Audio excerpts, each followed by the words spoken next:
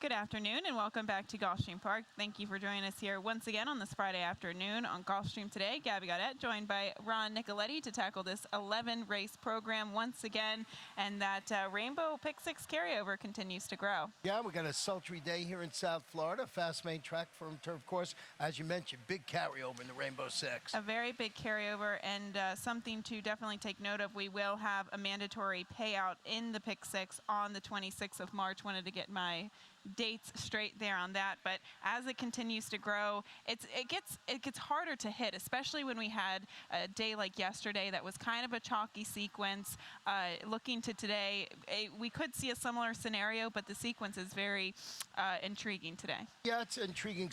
You know, you just have to, as the price gets higher and higher, they put more and more money in, which makes the bet that much greater. And people are covered all over the time, and one day somebody's going to find that one horse that nobody else has and wins it. Exactly, and we do have a big day tomorrow, but a lot of stuff going on here today. We'll take a look at our featured wagers and our carryovers, and we started all off in race 1, so we'll get straight to it. In race 1, the rolling super high 5, it does kick us off, as well as the 50-cent early pick 5. As we get into the latter half of the card, race 6 starts the 20-cent Rainbow Pick 6, $2.27 million and growing. Race 7 does start the 50-cent late pick 5. I took a stab at the pick 6 as usual. You took a stab at the early pick 5. So let's take a look at it. Let's take a look at my ticket. Stepped it up a little bit today. Went with a $54 ticket. See, I'm going 3 deep in this first leg, the 1, 4, and 7. If you're looking at the board right now, early in the wagering, the 4 is the current 2-to-1 favorite. You see 2 deep, 8 and 11 in the second, and I go 3 deep, and ended with 4, 7 for a $54 ticket. Got off my normal 36 because I'm going to hit this one today. Okay, you're going chips all in. You're Chips diving all in. right in. Okay, we'll take a look at the first race to start us off. An open 12,500 claiming event, a mile onto the main track, and we have a big class dropper, the 4 Amberjack, who was last seen running for 30,000 and now taking the steep plunge to 12.5. Yeah, he was claimed for $100,000 in April. It's a New York bred stakes winner. He's dropping, as you mentioned, to the bottom today. Returned from the 8-month layup to stalk the pace and finished 6th against a $30,000 condition claimers going 7/8 in the slop. Mike Maker, leading jock Javier Castellano. Sure, that's going to have some attraction, but this horse comes with some questions. Why the big drop? Lots of big questions there, and I think it's something to note that Mike Maker does a very good job with these specific class droppers. He knows when to kind of lay them in. They usually get claimed and then they go on from there. So the statistics are high, and I believe it's still a positive ROI, nothing specific. But the major concern here is that he's a horse that always liked to run on and off track, and it was just an average performance last time out in the slop. So by that virtue, you might think that he might regress off of that last performance, and if he does, I think there might be some other options in here to try to beat him. The 7 Toes Gray Cat, I thought, was one that could possibly do it last time out. And I don't think this is, I think this is less of a questionable job than a horse like Amberjack, because he has faced open $16,000 claimers in the past, and he simply stepped up to a very tough competition last time. Yeah, talking about he won at this level back on January 23rd. He broke slowly last time, and he really never got on track, and that was on President's Day when we had those optional claiming allowance stakes. That was called the Rough and Ready. So I just think he didn't fire, but good connections there. You think this horse can bounce back at what looks like its logical level. And he does have that outside. He has a little bit of speed. I would like to see him get back to some of his natural speed. So that's always a feather in the cap. And the one Dangerous Brew is one who has been, he ran a very good race last time out. It does say that he was bumped at the start. I didn't take it as much of an excuse, but regardless, he ran a very good second behind a old class horse in Union Label. Yeah, and he's 9 for 9 in the money at this distance. 9 starts, 3 wins, 3 seconds, 3:30 stretching out today. Trying to get, here's the key, the elusive second victory here at Gulfstream Park. He's had 6 races here, the 1 win, but 5 seconds. So I put him in second today. Okay, well, we very well could see him finish that good second. Always picking up a check, though. That's always a positive. The race 2 on today's card, a maiden $25,000 event, 7.5 furlongs on the turf course. And we'll take a look at a horse who will be decently bet in here, and that is the 8 Malibu's Most Wanted for trainer Mike Maker, who was narrowly defeated last time out. Now, the thing I found about this race is he should be decently bet. Louis Saez, Mike Maker, a good second last time out. Maybe this horse made the lead a little bit prematurely, and he got somewhat unfocused on the lead there coming down the stretch. But I really thought he got a picture-perfect ride by Joel Rosario, and he couldn't fire last time out. So how's he going to fire today? I just think he's cutting back to 7.5 furlongs, and that might be the answer for this horse. He was beating the neck, as you saw there against Similar, going that mile in the 16th.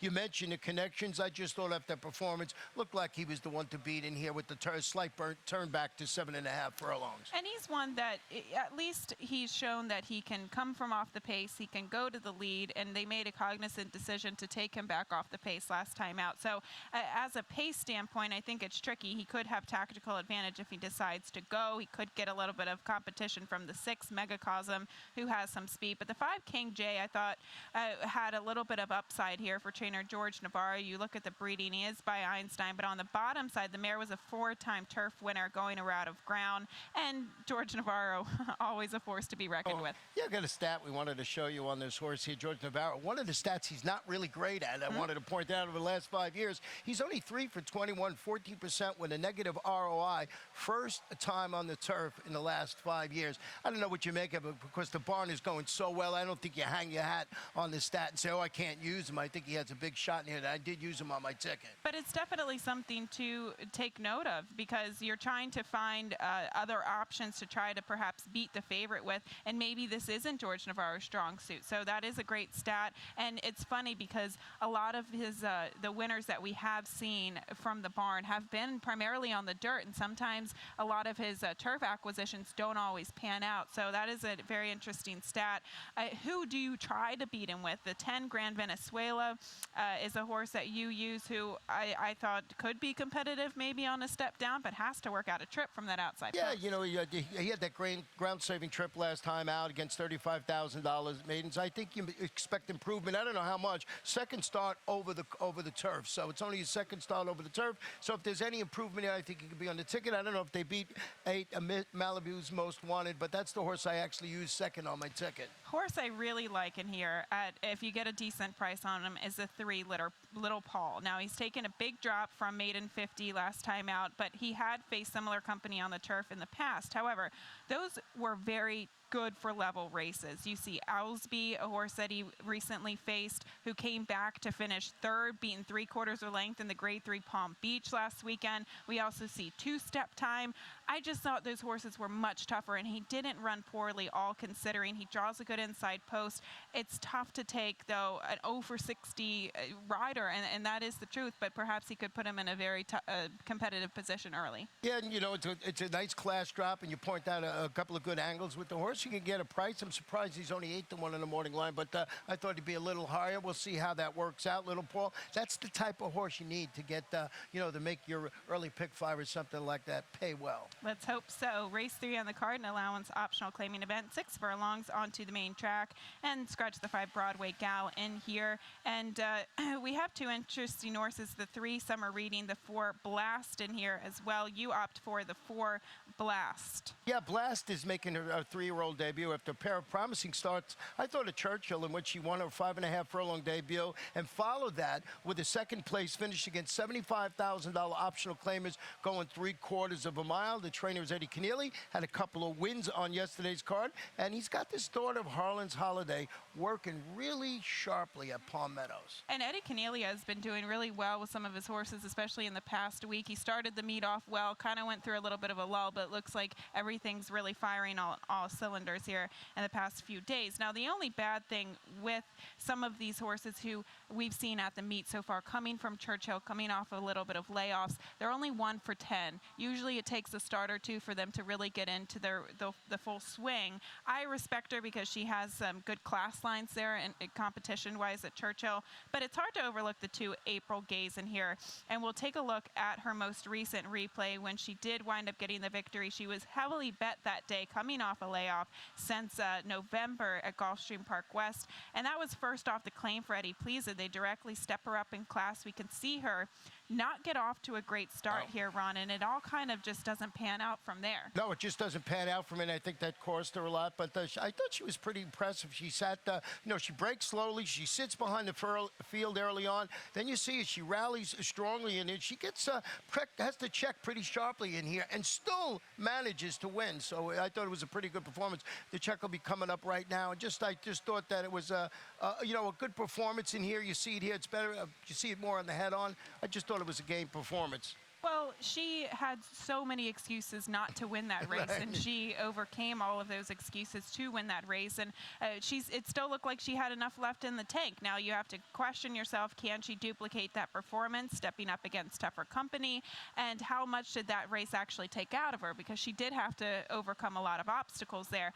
I stick with her today because I thought she was much the best. She could have easily won by more lengths than what she already did. The 3 Summer Reading is one for trainer Jimmy Jerkins, who is probably coming out of some of the toughest races we see. She competed against Constellation, who's obviously a very talented filly, Steve Asmussen. We see Dearest, who ran very well in the Devona Dale as well. So from a competition standpoint, she looks tough. But I question why they went to the turf with her last time out and now going back to the main track. Well, if you go back to her performance on the dirt, going 7 furlongs, she had a really steady sharply in that race. And I think, of course, they put her on the turf. Don't know the reason coming back. When I was handicapping this race, I just kept going back. There's one of those horses I kept saying, I can't leave this one off the ticket. I can't leave this one off the ticket because of that performance due back. So I didn't. Okay, well, we'll move on to the 4th race, 16,000 non-winners, a 3 lifetime event, 5 furlongs onto the turf course. And looking at the field here,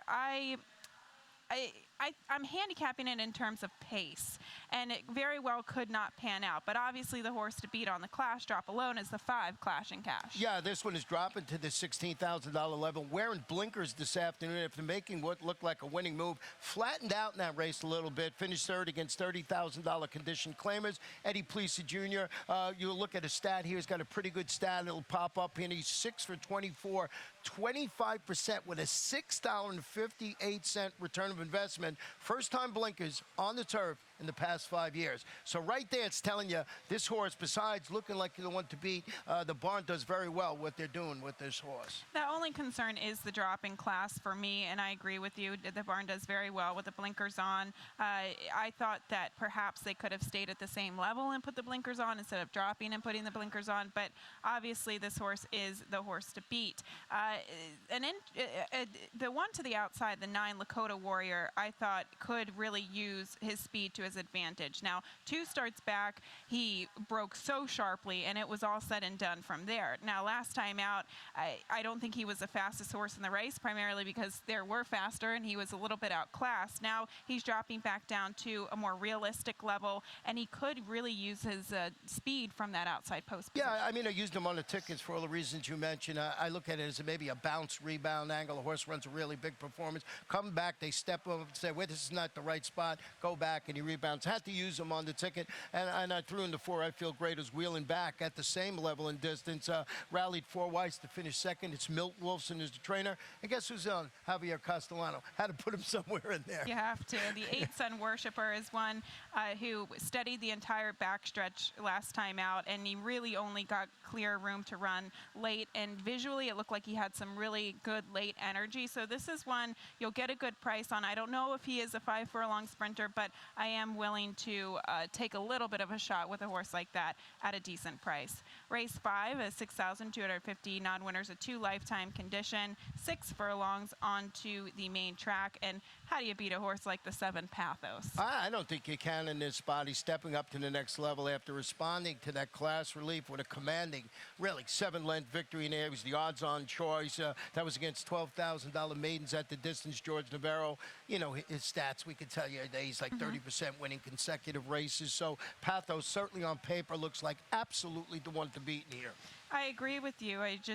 She has the speed that you want at these races. I don't really think that her last race was a fluke by any means, because she used to be very competitive against Maiden Special Weight Company. Obviously, the drop in class last time out and the connection staying at bottom levels is always a little bit of a concern, but she has the speed. I couldn't really go against her. The 4-1 June, I didn't really know what to do with her. I threw her in because Mike Petro, Frank Calabrese, they always do very well with these types of acquisitions. Well, she's an unknown quantity. So last time she raced, she was facing $15,000 maidens, going a mile in the 16 on the Hawthorne turf course. Was back on October 23rd, and that's the exact reason I used this horse on my ticket, for the connections. They do a good job shipping in. It looks like they spot this horse where it should be affected. This is non-winners of 2 Life, $6,250 level. They're not tilting windmills here. They're just going to see if they can get something done. Yeah, staying realistic with that horse. The 6 Navajo Kitten is one I just used in the exacta. You go to the race 2 starts back, and she might not duplicate that race, but she did finish a decent second behind Blaine Dixie, who we saw come back to win yesterday, stepping up in class for the new connections. Yeah, and I just threw it in to Pam Bam in there for third. I thought maybe this horse can grab a share. 7-bound Bug, John Cruz in the saddle. All right, well, that's races 1 through 5. We're going to take a quick break, and when we come back, we're going to talk about the Rainbow Pick 6. The carryover continues to grow, and the pool's actually $2.27 million. We'll talk about the sequence right after this.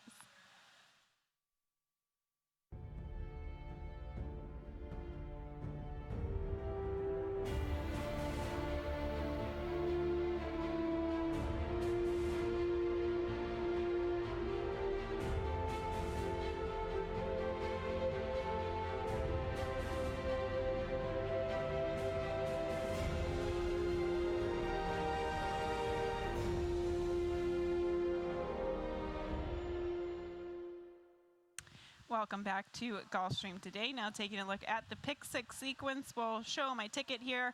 Nice $57.60. And we'll try to get through the first leg of the sequence here. Race 6 does start it all off. 3, 4, 9 with going 2 horses deep. Now I will say in race 9, I do really like the 2. So if you're looking to maybe dwindle your ticket down in terms of price, maybe key off of the 2 in race 9. I do have a pretty solid opinion on that horse. But other than that, just using 2 horses and 3 legs of the sequence, that way I have the ability to really spread out in race 10. Race 11 capping it off with 3, 8, 11. We'll talk about the sequence, and we'll get to your pick 5 in race 7. But race 6, 7.5 furlongs on the turf for this maiden claiming event. The 3 favorite Air looks to be pretty tough on the class drop. Yeah, I put that one on top, dropping to the $25,000 level after returning from the layoff to show speed and weakened late. But that was a pair of state-bred maiden special weight races, and both of those races were going a mile. I think the drop into the selling ranks, the slight turn back to 7.5 furlongs should turn out to be positive moves for this horse. But I can understand. I mean, this is by no way would I single a horse like this, but I just think it's in a logical spot. The connections are trying to get off the duck here so far at the meet, and I just think that Javier Castellano in the saddle, that's always a positive, but it also dampens the value of a horse sometimes. They're just so overbet because he's got the Javier Castellano factor. So that's something to consider as well. The 9 El Señor de los Cielos is one that I thought was a little bit compromised by the start last time out. It's not like he was severely bumped, but anytime you sprint going 5 furlongs and you don't get off to a good start and you can't use your natural speed to your advantage, you almost get in a chasing situation, and I thought that that's the situation he was in. Could he be compromised by other horses that might go with him? I don't know. Personally, I think he might be the fastest early horse in the race. I'm hoping Edgar Prado kind of gets after this horse a little bit, immediately exiting the gate, and that could work out to his advantage, now stretching out to 7.5 furlongs. Yeah, and 7.5 furlongs going around 2 turns, but I think you'll get a nice break being on the outside and get a tactical position and maybe win it. Used it on my ticket, too. The 4 Hat Attack is one that could be kind of a sneaker because he, last time out, again, he was checked severely. I didn't show the replay, but going into the first turn, he was checked so badly, almost clipped heels. The rider had to sit down in the saddle, and it really didn't pan out from there. Now, can you use that as an excuse because he didn't pick up his speed after that, and he doesn't have a tremendous amount of back form to work off of? But I thought it was a significant excuse, and if you're getting 15-1 or higher on this horse, why not? And they were adding blinkers this afternoon, so maybe that will be the key. And that's a good price for a horse like that.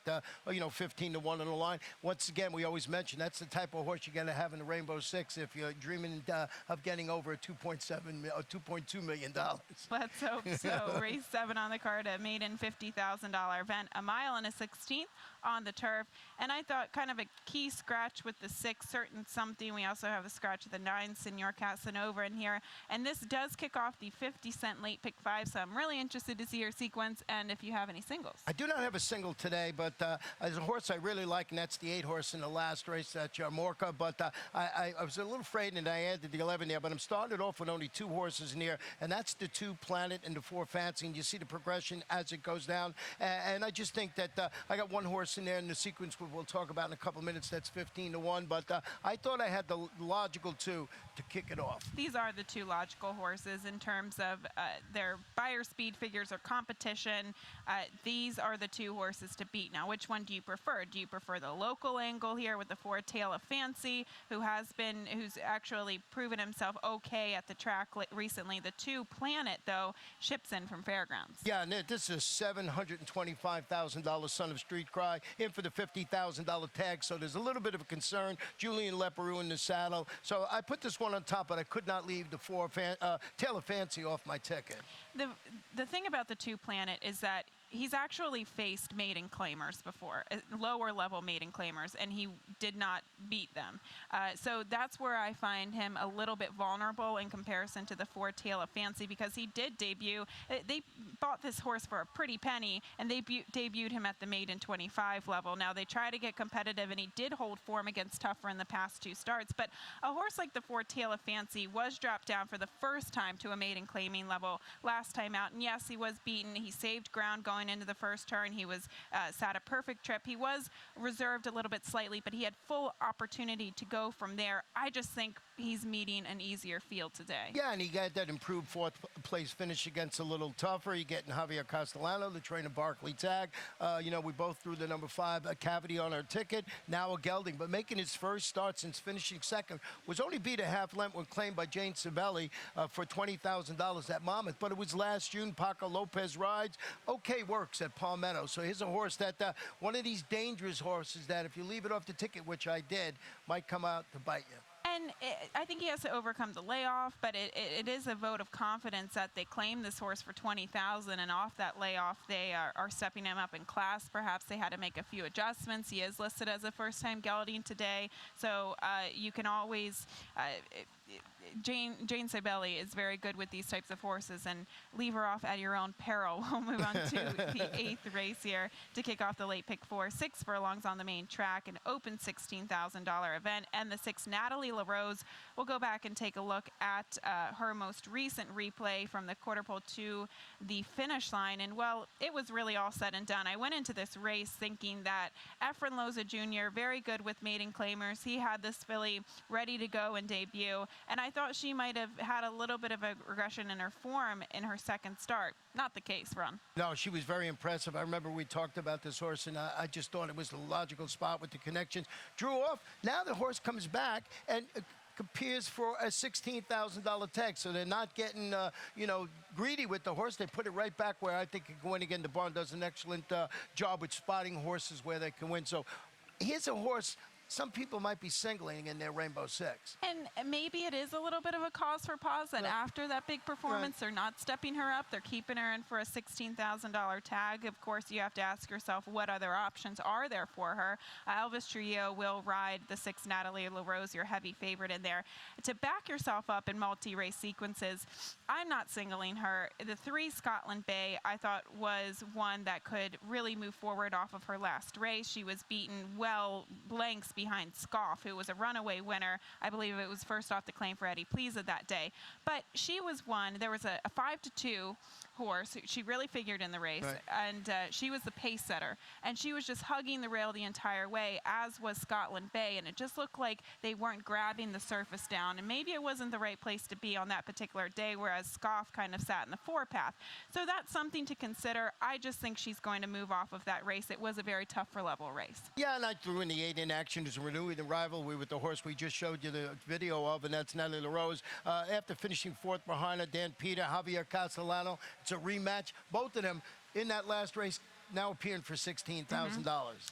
Again, you have to question the options. Do you Right. go up, do you stay, or do you kind Right. of drop down in class? So it all kind of does make sense. The 9th race on the card kicks off our final pick 3 of the day, a starter optional claiming event, a mile on the turf course. And this was a little bit of a clearer picture for me. The 2 Zeta Zodi does seem to be the mare to beat on form, but the 4 Electro Peg, we'll go back and take a look at this mare, because she should be decently bet now back in today with jockey Joe Bravo. She faced similar company last time out. She is the #1 horse here under Joel Rosario. And Ron, I thought she just got a picture-perfect trip. Joel Rosario just hugged the rail the entire way. She had room to really respond, and perhaps she was just beaten by a better horse that day. I hope that she can get a similar trip in order for her to win today at a short price. And you see her closing this. She gets a dead heat for second in that race. So she was closing. Both those horses were closing on the eventual winner in the race. But I did put the 4 Electro Peg on that performance. I like the connections as well you do. Jason Servish, you mentioned Joe Bravo. This is a 5-time winner. And the 2 Zeta Zodi, the reason why I really like her in here is, yes, maybe she didn't show up a little bit last time out, trying to transition her form from out of town to the fairgrounds. But look at the company that she faced last time out. Grade 1 winner, Kitten's Dumplings. We saw Street of Gold go on to win against local stakes company next out. You're looking at horses who are running into the 90 Beyer speed figures. These are graded stakes quality types of horses, and I don't see anything similar to that today. Yeah, and I was looking back, and I was trying to get cute in this race because I saw Oklahoma bred, but you mentioned the connection just coming in. And, you know, this horse has been at the fairground, so maybe she needs a race over the track. So I was just trying to be cute, put the horse in third. But I can understand you're maybe thinking of single in this in your Rainbow Six. I am backing myself up with a 9 LA Style, though, and maybe it will be to my own peril that I do leave off the 4 Electro Peg and the pick 6. But going back to the Tierra, 2 starts back on claiming Crown Day, I didn't think that was necessarily her preferred running style. She was really close to the pace, slow early fractions as well. I think she's the type of horse that wants a little bit of a target in front of her to stalk the pace, and she does get that today with the likes of Viva Bertha, who's pretty quick, and the 8 Storm Sense. So tactically, and I think she fits the flow of the race. She might be a little bit darkened by some of her recent performances. I want to mention one horse in here that's 11, 1 penny piece, and this one 5 for 6 in the money on this course. 6 starts, 2 wins, 2 seconds and third, making a first start since finishing 4th. It was a really good race. The 3 horses that finished in front of her came back to win the next start. Hasn't run in a while. It's the old horse for course play. I like the fact that Johnny Velasquez jumped aboard. I believe this horse is like 10 to 1 on the morning line. If you're looking for a little bit of a long shot, maybe not on your Rainbow Six ticket, but on your exacta try, you might want to take a second look at 1 penny piece. Okay, we'll move on to the 10th race on the card, 30,000 non-winners, a 2 lifetime event, 6 furlongs on the main track. We have a couple horses who are actually coming out of the same race, and we'll go back and take a look at that race, and we'll spotlight several horses in there, including Sharp Valor, Betta Run Real Fast, and To the Victor. You can kind of see them all bottled up here. But in my opinion, Ron, the 1 horse, Sharp Valor, I thought ran the strongest race because she was dueling, and I know she's going backwards here, whereas everybody else is closing from off the pace. The pace essentially fell apart, but I thought she did a decent job really hanging in there. She was on the toughest part of the track. She was dueling on the inside, and it kind of just paved the way for some of these closers. So I'm willing to give her a little bit more of a shot, second off the layoff here, and perhaps less compromised by that rail post position. Yeah, I agree with you there. When you go back and look, she did all the heavy lifting early on in the race, comes back today. You know, that was the first start back from a 5-month layoff, so there is reason to believe this horse is going to move forward, ridden by Jose Caraballo today, so you know this horse is going to be on the engine somewhere during the race. So I had it on my ticket too. The 8 matchup is a horse you prefer now cutting back to the 6 furlongs from showing speed last time out. And I do like the fact that they keep the blinkers on, they cut her back in distance, because a lot of the time we see that gives them the ability to really rate and sit a more comfortable position on the cut back to 3/4. And if you look here, you know, Julian Leperoux, everybody says Julian Leperoux, oh, he's the best closer. He does all his work closing. If he's on the front end, he is absolutely dangerous. I think this horse with the proving second-time blinkers can be very, very dangerous in this spot. Okay, you also use the 6 Better Run Real Fast out of that race. Again, he was closing from off where I thought the pace essentially fell apart. I think you have to use a horse like this protectively. The big question mark horse is the 3 Ruffle X, who decided to really show up to the game last time out and drew away from the rest of the field after getting off to kind of a slower start. Can he duplicate that performance? And really, how have Tampa horses transitioned their form here?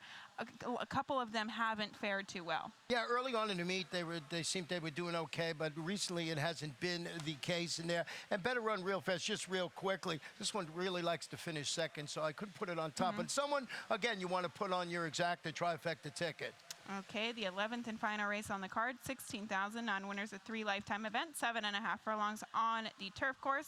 And I believe you really like one horse, and that is the 8 Yarmorka. This is my best bet of the afternoon. This one, a well-meant second at this distance on December 16th, is stretching out after failing to earn a check.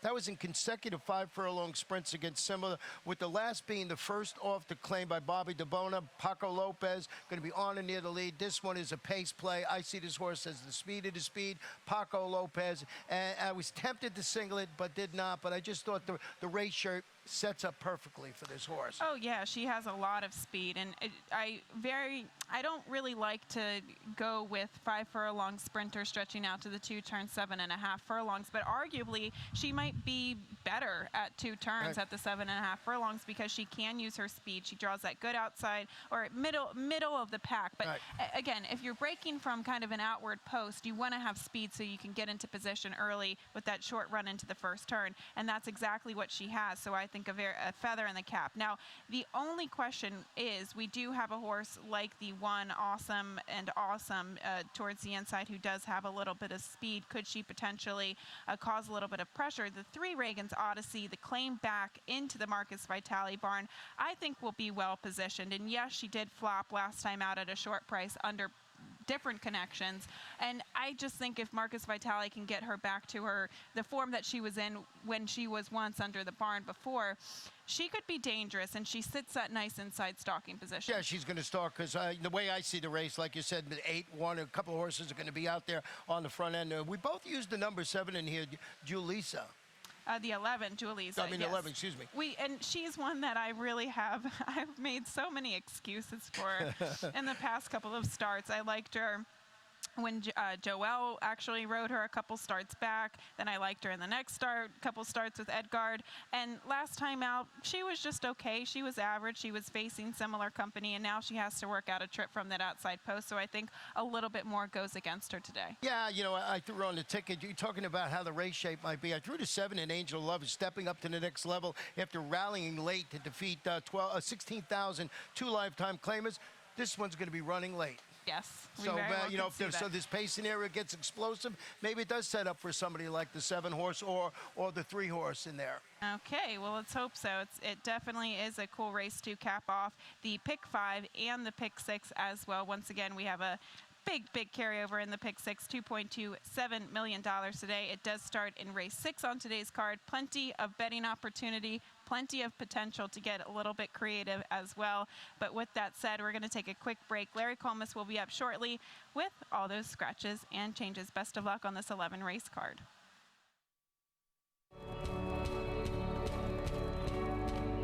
Our day begins early, preparing for the task ahead. Focused on a single goal.